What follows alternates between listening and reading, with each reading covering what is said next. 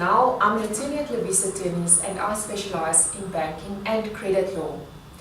Now, when you are reckoning the number of days in terms of a credit agreement, how do you do that? Is there a method prescribed for that in the National Credit Act?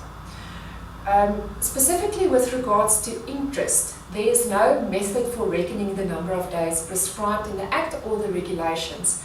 The Interpretation Act tells us that in such instances, we must reckon the number of days, excluding the first and including the last day.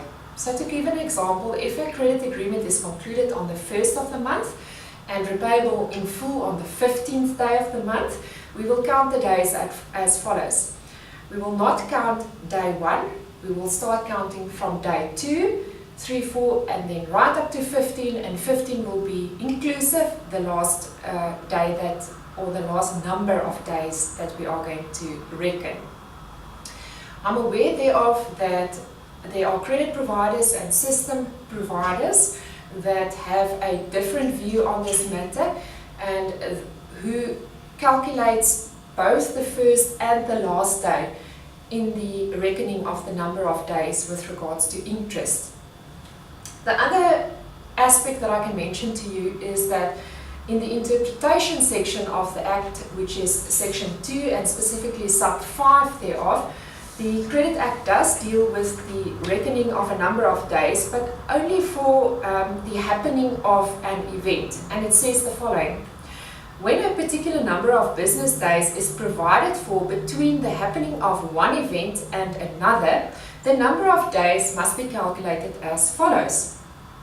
Excluding the day on which the first event occurs, and including the day on or by which the second event is to occur, and excluding any public holiday, Saturday or Sunday that falls on or between the days contemplated above. Now, my view is that this section is not applicable to interest rate calculations, and I say this for two reasons. It makes no sense to stay or suspend the interest rate calculation for public holidays, Saturdays and Sundays.